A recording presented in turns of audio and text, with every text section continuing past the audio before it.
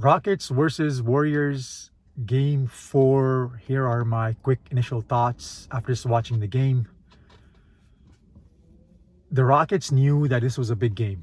Coming into game 4, down to 1, you don't want to be going back home 3-1. Especially against Curry, especially against Butler. And they got lucky. Curry didn't have his usual Curry game.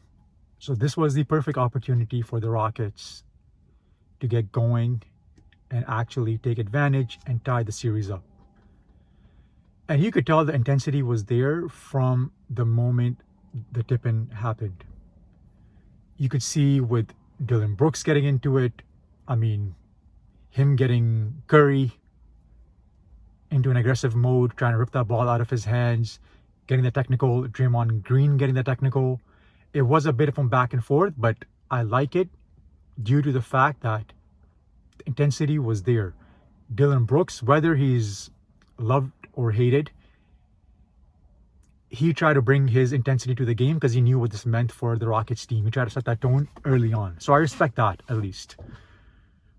Having said that, the only one who didn't show up for the Rockets, and the one guy they absolutely needed, was Jalen Green. An absolute no-show for a game 4. An absolute no-show. If you look at the match, or if you look at the game, you had Fred just going off and being aggressive, taking those big shots, hitting them.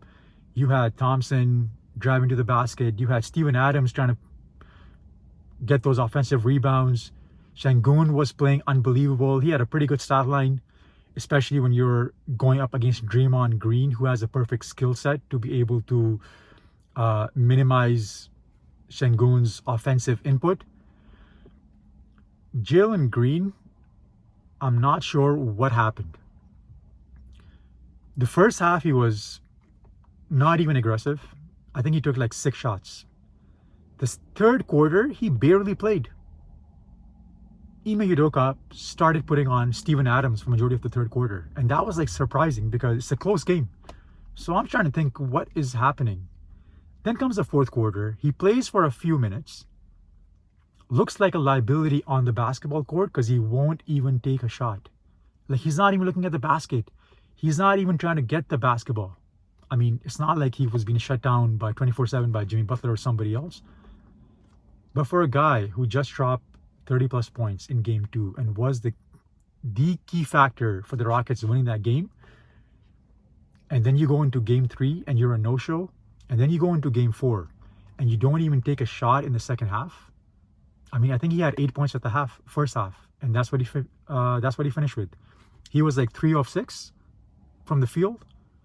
6 shots for a guy who's supposed to be your best scorer, for a guy who led your team in 20 plus points a game. 5 minutes ago or 6 minutes ago, Ime Udoka had seen enough from him, and that was a pretty telling sign as to where the confidence level lies with him. He would rather have Steven Adams, who actually would be a liability at that point. He had him on instead of Jalen Green. Jabari Smith came on, and there was no Jalen Green. You could see Green on the bench yelling and screaming and trying to give instructions to his teammates.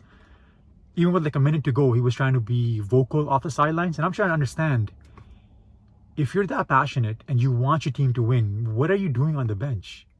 You're way too good. You are way too good to not even be part of the closing lineup, because that's the one skill set they needed from you, is that scoring ability. So that was a shocking and absolute brutal choke job. A no-show. Game 1 was a disaster. Game 2 was apparently once in a blue moon thing. And game 3 and 4 was a complete disaster. If Jalen Green had showed up for game 3, and even given the Rockets anything in game 4, this might be a 3-1 Rockets game, or a lead, or at least 2-2. Insanity. The fact that you are considered a 20-point game scorer and you don't want to even be aggressive, is the moment too big for him? It's craziness. Because if you're a shooter and you're a scorer, you shoot and you score. And if you don't make it happen, you don't make it happen. But besides that, Jimmy Butler did what Jimmy Butler does.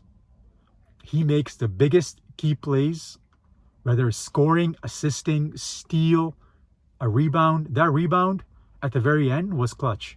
Steven Adams was perfectly primed, and he is one of the best offensive rebounders in the game. Yet Jimmy timed that rebound perfectly, snuck in there, and got that rebound. That was just, again, he does what needs to be done to be able to win the game. It's not about the stats. It's about actually making a difference on every single possession.